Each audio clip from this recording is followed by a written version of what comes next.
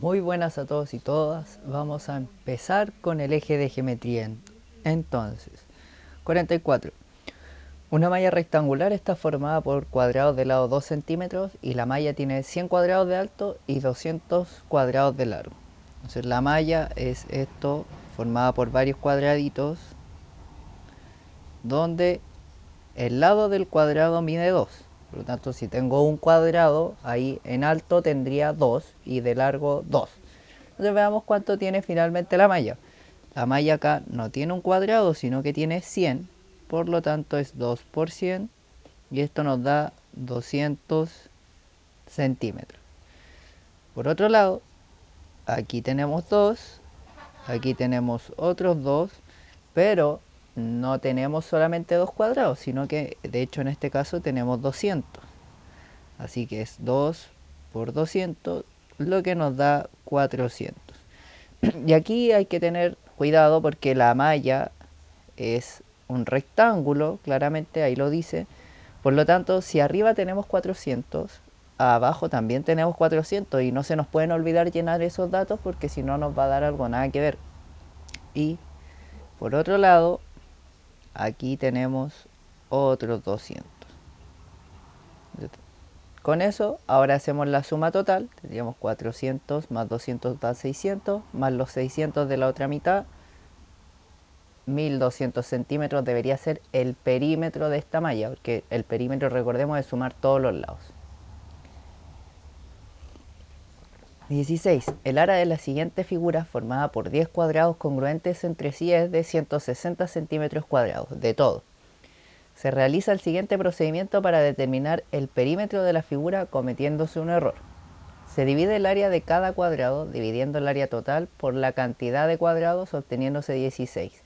Eso tiene todo el sentido porque si todo tiene una medida de 160 centímetros cuadrados y eso se hace con 10 cuadrados, si yo quiero saber la medida de un solo cuadrado, entonces esto de acá debería dividirlo en 10 y me da 16. Ya, muy bien, eso está correcto. Se determina la medida del lado del cuadrado calculando la raíz cuadrada de su área. También está bien, obteniéndose 4, porque el área de un cuadrado es su lado al cuadrado. Por ende, si yo quiero saber la medida del lado, le tengo que aplicar la raíz cuadrada y me va a dar a en su valor positivo porque no puedo tener medidas negativas. Por ejemplo, si yo tengo un cuadrado de área 25 y quiero saber su lado, sería raíz de 25 y ahora yo sé que el lado de este cuadrado tiene una medida de 5. Y ahí está chiquitito, pero espero que se entienda. Siguiente. Se determina que el perímetro es la suma de la medida de todos los lados de los cuadrados que conforman la figura, concluyéndose que se debe sumar la medida de 29 lados. O sea, lados. Aquí ya me parece algo extraño. No creo que acá tengamos 29 lados, porque el perímetro es el contorno de la figura. Entonces aquí tenemos 1, 2, 3, 4, 5, 6, 7, 8, 9, 10, 11, 12, 13, 14, 15, 16, 17, 18. Eran 18. ¿Cuál fue el problema acá? Que al calcular el perímetro lo más seguro es que también se hayan contado estos que están acá adentro. Pero esos no están en el contorno de la figura, entonces no son parte del perímetro. Entonces si yo contara estos que están en rojo, lo más seguro es que me dé 29. Pero bueno, ya vemos que ese paso está incorrecto, por lo tanto la C es la alternativa correcta a la pregunta.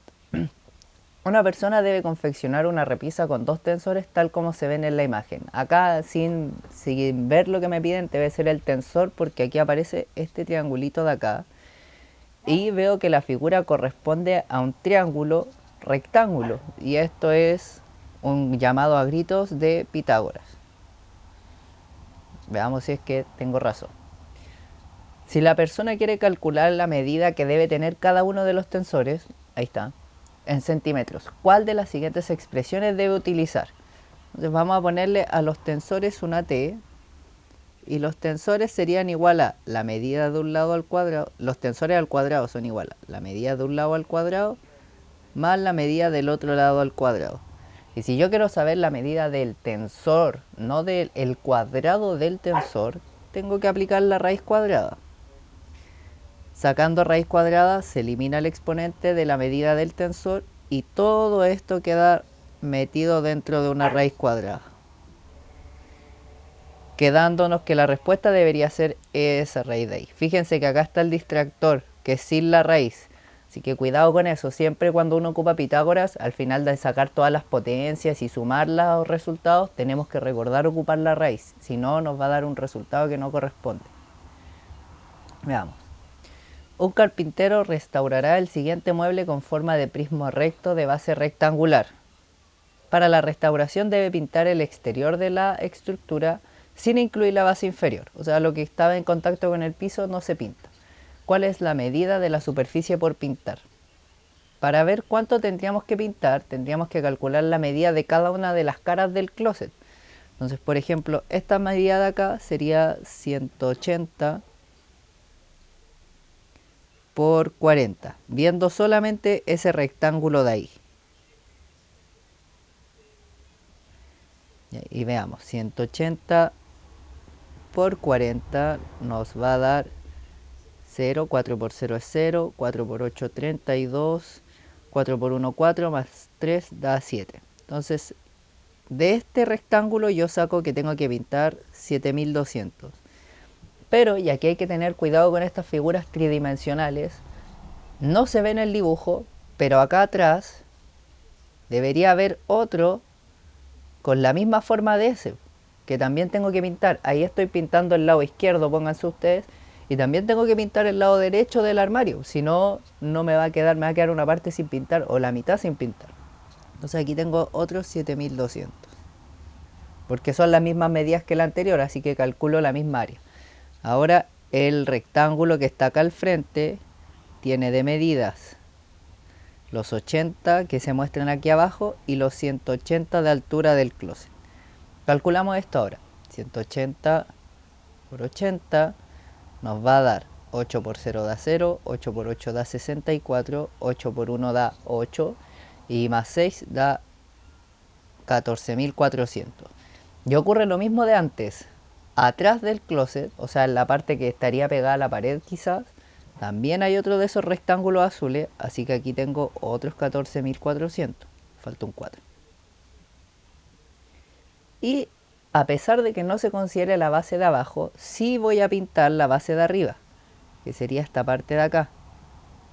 Entonces ahí voy a tener otro rectángulo donde las medidas van a ser este de acá, 80 centímetros, que viene de aquí abajito, y la parte del lado, el largo, el ancho, como le hayan decidido llamar, sería 40.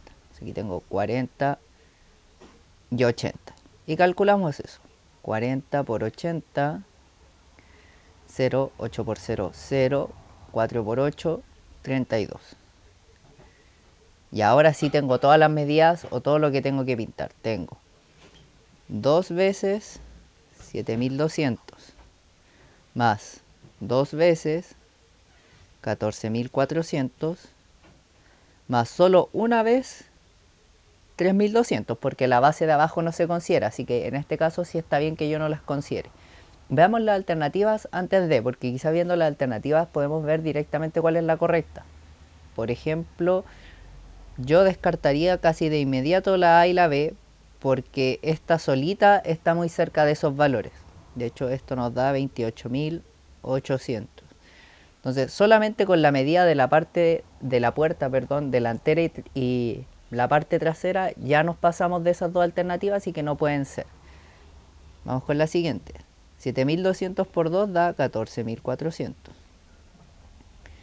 Sumamos esto, nos da 0 más 0, 8 más 4 nos da 12, le sumamos 1, 8 más 4 da 12, pero nos había sobrado 1, así que tenemos 3 y nos sobra 1, y 1 más 2 da 3, más 1 da 4. Entonces hasta ahí vamos. Y ahora hay que sumarle la parte morada, que sería sumarle 3200.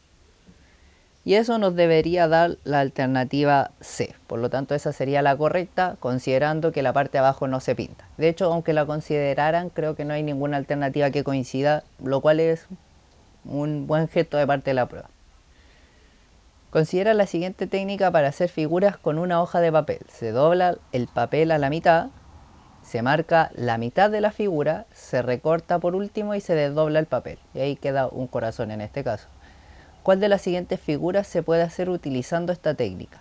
Entonces, aquí nos están preguntando algo bien escondido, pero tiene una ventaja. Si no conocemos lo que es simetría, por ejemplo, viendo la imagen nos hacemos una idea. O sea, ¿qué imagen, dibujando yo una mitad, puedo obtener la figura completa? Por ejemplo, con la F, yo me doy cuenta de que no hay forma en que yo dibuje, por ejemplo, esta mitad y después desdoble el papel y me quede una F, me va a quedar algo extraño. Lo mismo sucede si es que doblo, no sé, así. Y ahora recorto eso. Cuando desdoble el papel no me va a quedar una F, de hecho me va a quedar como una E. Así que esa se va. Esta tampoco tiene una parte donde nos quede igual si es que yo la parto por la mitad, así que se va. La M, por otro lado, si yo dibujo esa sección de acá y después lo recorto el papel y lo abro, me debería quedar la M. Y la Z tampoco sirve porque a pesar de que pareciese que sí, si yo recorto esta parte, por ejemplo, y luego desdoblo el papel, vamos a hacer la continuación, me hubiese quedado esa misma parte de ahí y esta parte de acá. Y al final nos hubiese quedado la figura que estoy tratando de pintar ahora. Y eso de ahí no tiene nada que ver con una Z. Aquí lo que estábamos buscando es un eje de simetría de las figuras. Si es que podemos dibujar una recta de tal forma que lo que nos queda a la derecha es igual a lo que nos queda a la izquierda, o si es que la recta fuera horizontal, que lo que nos queda arriba sea igual a lo que nos queda abajo, como es el caso de la M. Por dar otro ejemplo, si yo dibujo una A, acá también puedo encontrar un eje de simetría. Si la parto aquí, me queda lo mismo a la derecha y a la izquierda. Ya, si dibujo una O, aquí tengo varios ejes de simetría. Voy a aprovechar que me quedó medio ovalada. Podría hacerlo así, por ejemplo. Y lo de arriba me queda igual a lo de abajo. Lo de la derecha me queda igual a lo de la izquierda. Con la J, por ejemplo, eso no pasaba. 49. Un barco que inicia un recorrido realiza los siguientes movimientos: 5 al oeste, 4 al norte, 3 al este, 9 al sur, 6 al oeste. ¿Cuál es la ubicación final del barco con respecto a su ubicación inicial? Vamos a hacer la suma de cada uno de estos movimientos. Primero se mueve 5 al oeste, entonces está por aquí. Luego 4 al norte, entonces estaría por acá. Luego 3 al este, o sea, se movió 3 espacios a la derecha. Entonces tendríamos 1, 2, 3. Y aquí debería aparecer el menos 2 o el 2, como lo quieran ver, pues 2 al oeste o menos 2. Entonces aquí tendríamos el puntito. Luego 9 al sur, o sea, baja hasta el 5 en el sur. Y luego 6 al oeste, o sea, desde el menos 2 se va a mover 1, 2, 3, 4, 5, 6. Y aquí, aunque no haya recta, sabemos que debería estar el 8. Entonces finalmente esto de acá queda 8 al oeste y 5 al sur. Y es precisamente la opción A, con esa quedaría la opción correcta. Y con esta creo que finalizamos. Elena creó una obra de arte moderno, realizó un dibujo sobre el cuadrado que ahí se ve, y creó otras 3 figuras distintas y las unió. La primera, y aquí van a ser diferentes transformaciones. La primera se obtenía por una reflexión con respecto al lado BC, o sea, respecto a este. Si yo hago una reflexión respecto al BC, es como que le estuviese poniendo un espejo. Por lo tanto, me debería quedar ese mismo dibujo, pero ahora mirando hacia la izquierda. Entonces sería como así. Ya me van a disculpar, mis habilidades de dibujo no son las mejores, pero quedaría así. Ya, entonces ahí tenemos la primera. Veamos si es que algunas alternativas nos parece ya con eso. Entonces tenemos que esta, por ejemplo, está al revés porque el cachito chico aparece abajo y el cachito chico tiene que aparecer arriba. Así que ya podemos descartar esa. Y con eso al tiro descartamos la B. Y la C la podemos descartar porque no, de hecho está mirando como hacia el mismo lado. Si es que yo esto lo miro como un monito, aquí tiene los ojos, la oreja, la nariz. Ya está mirando hacia la derecha y la imagen que yo obtenga debería estar mirando hacia la izquierda. Por lo tanto también se va la D. O sea, perdón, la C. Y nos queda la pura D. Veamos si coincide con lo que nos sigue diciendo, con que con una más que coincida yo me daría por pagado. La segunda es una reflexión con respecto al punto o sea, respecto a este punto de acá. Eso significa que todo cambia de posición, o si es que recordamos algo de esta materia, que sería lo ideal, una reflexión respecto al centro, porque en este caso el centro es lo mismo que rotar en 180 grados. Si es que nos complica imaginar cómo sería esta reflexión respecto a un punto, podemos imaginar una rotación en 180 grados. Bueno, si estuviéramos en persona les diría que den vuelta la hoja y verían cómo queda, pero debería quedar así. Y finalmente una rotación en torno al punto O, de nuevo, en 90 grados en sentido antihorario. O sea, esta nariz debería quedar, en realidad debería quedar así, con la nariz acá, el montín ahí chiquitito, así. Y es lo que queda en la D, así que la alternativa correcta es la D. Lo bueno de esta materia es que uno puede agarrar la prueba y girar la figura, pueden doblar la página y ver cómo queda realmente cuando se hace cada una de las transformaciones. De hecho es más difícil explicarlo así como está acá, porque tiene que ver mucho con cómo se imaginan ustedes la figura. Pero bueno, ahí sería, creo que nos van a quedar algunas. Sí, quedan algunas de geometría de vectores, quedan dos, las vamos a ver en el siguiente video. Y yo creo que en 2-3 videos más ya estaríamos terminando la prueba. Así que mucho ánimo con el estudio. Espero que les esté siendo de ayuda. Cualquier duda que tienen, como siempre les digo, déjenla por aquí abajo. Y eso, que les vaya muy bien. Bendiciones, chicos. Que tengan buena semana.